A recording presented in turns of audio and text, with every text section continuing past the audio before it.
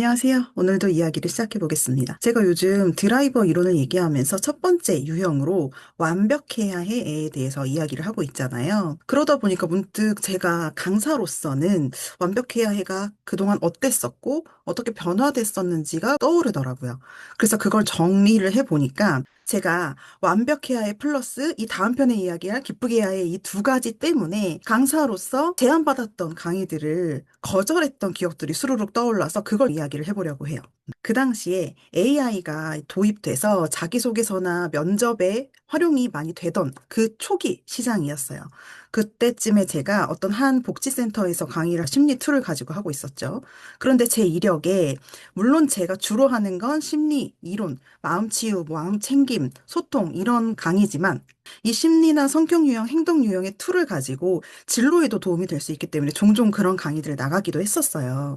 그래서 제 이력에 이런 게 있다 보니까 이 복지관 쪽에서는 우리 기관에서 이번에 AI를 활용한 자기소개서와 면접을 잘 보게 도울 수 있는 툴을 계약을 했다. 그래서 강사님께서 성격 유형 툴을 하고 계시고 이력을 보니 진로도 있으시니 그걸 엮어서 AI를 활용한 취업 역량 강화 강의를 해주실 수 없냐라고 저한테 물어보시더라고요. 근데 그때 제가 거절을 했죠. 고민 많이 해봤는데 아무리 생각해도 내가 원래 잘하는 건 심리 쪽이고 거기에 조금 더 연결이 된 진로 쪽인 거지.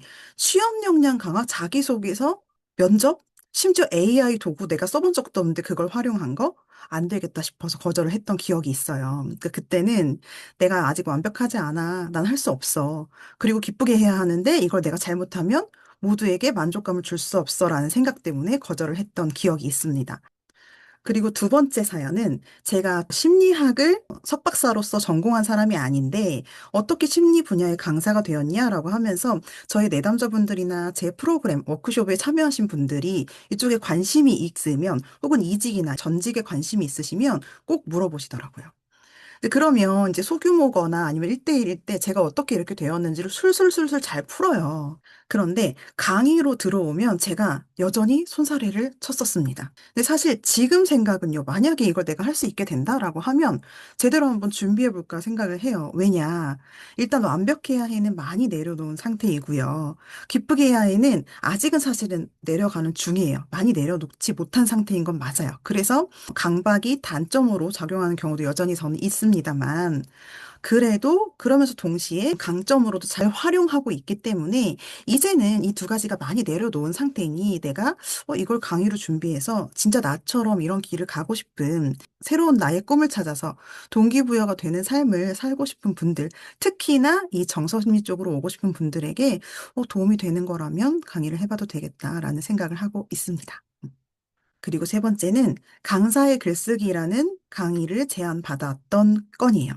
이건 비교적 최근이라서 이번에는 제가 손사래를 친 게 아니라 이제는 제가 많이 내려놨으니까 고민을 한번 해볼게요 하고 지금 아직까지 보류에 있는 상태거든요.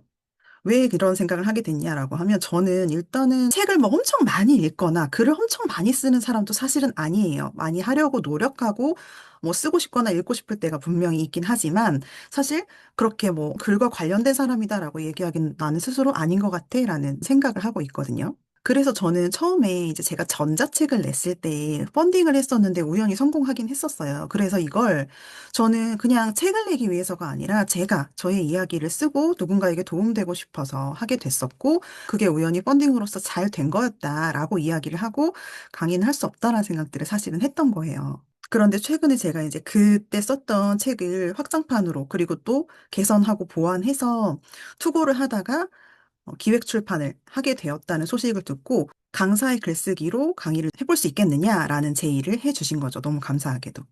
그래서 제가 이제 그 얘기를 듣고 바로 옛날처럼 손살에 치지 않고 보류를 하게 된 거고, 왜 보류를 했냐라고 하면 여전히 이제 바로 하겠다라고 하기엔 좀 어렵지만 이런 생각이 드는 거예요. 제가 강사의 글쓰기, 글을 쓰는 스킬, 제가 베스트셀러 작가도 사실 아니잖아요. 그리고 아까 말씀드렸다시피 글을 뭐 엄청나게 막 잘 쓰는 필력이 있는 사람도 당연히 아니에요.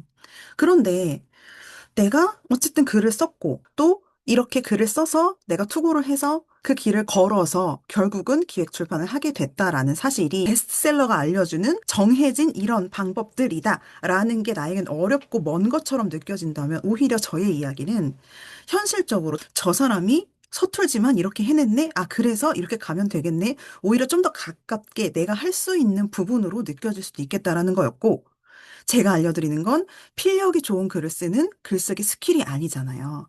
그러니까, 해볼 수 있겠다. 할 수 있겠다? 이 정도면 괜찮겠다라는 생각을 하게 된 거죠.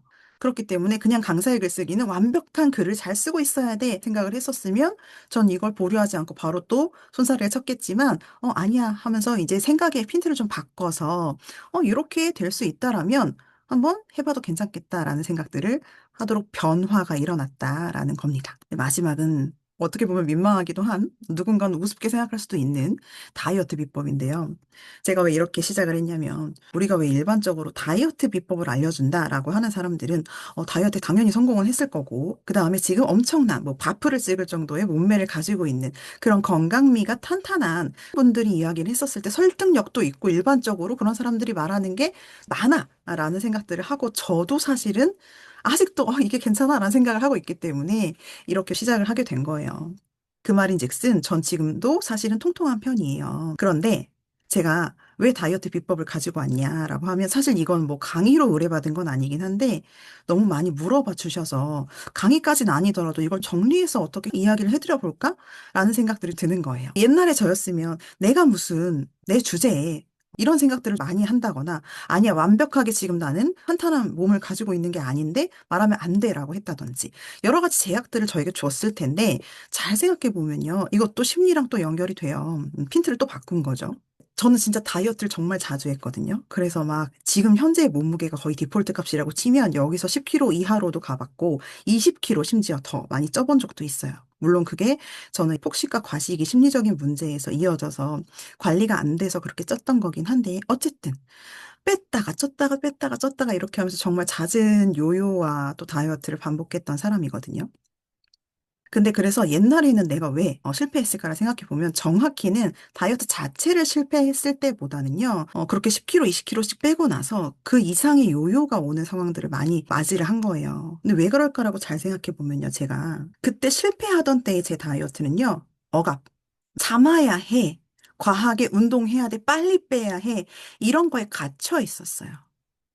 그러다 보니까 그렇게 하는 데는 지속하기가 어려워요. 그러면 길어야 두세 달 그렇게 하고 금방 풀어져서 살이 빠져 있긴 해요. 금방 빠져 있죠. 독하게 했으니까. 하지만 그때 기쁨은 잠시예요. 힘들었던 것 때문에 다시 보상 심리로 막 먹고요. 운동도 멈춰버리고 하면서 금세 그 몸무게를 다시 돌아와서 달성하는 건 물론이고 그 이상으로 요요가 오면서 자책하고 실패했다는 생각이 더 먹고 더 건강을 해치고 심리적으로는 더 안 좋아지고, 이런 경험들을 자주 했었거든요. 그런데 최근에 했던 다이어트들은 어땠냐면요, 내가 해야 해서 운동하고 먹지 말아야 돼서 안 보고 참고가 아니라, 운동을 할 만하게 즐거워서 할 수 있는 조건들을 만들고, 먹는 것도 내가 참아야 돼가 아니라 신기하네, 이렇게 하니까 참아지네, 이런 것들로 제가 하다 보니까 강제가 아니라 할 수 있고 하고 싶어서 그 과정을 그냥 지키게 된 거고, 결과적으로 물론 그러니까 천천히 빠지는 거긴 하지만 건강도 찾으면서 다이어트가 되더라고요. 그래서 이런 것들은 심리랑도 관련이 있으니까 내 강의랑 내가 말하는 주제들이랑 연결이 된다라는 생각이 저에게 있어서이기도 하고, 또 오늘 이 영상을 올리게 된 이유랑 연결이 되는, 완벽해야만 이야기할 수 있어, 남을 기쁘게 하지 못하면 큰일 나, 라는 생각들을 서서히 내려놓으면서, 나 이거 해봐도 되겠다라는 생각을 하게 된 거거든요.